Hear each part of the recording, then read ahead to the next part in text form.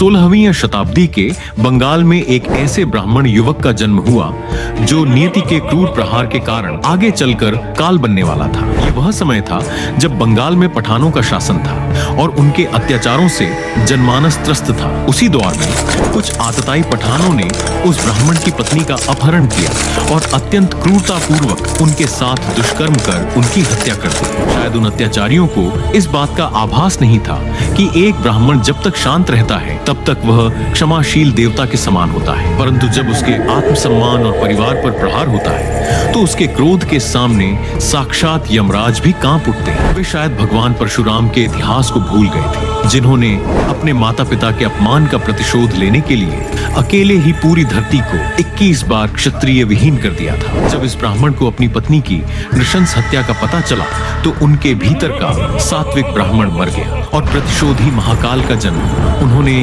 अपना घर बार त्याग दिया और घने जंगलों की शरण ली। वहां उन्होंने मां यवनमर्दिनी काली की घोर साधना की और एक दुर्दांत डकैत बन गए। कहा जाता है कि उन्होंने अपनी पत्नी के अपमान का बदला लेने के लिए इतने पठानों का संहार किया कि उनके कटे हुए सिरों नरमुंडों का एक विशाल पर्वत खड़ा हो गया था। इतिहास और लोक कथाओं में इस महाबली ब्राह्मण को बेनी माधव राय के नाम से जाना जाता है।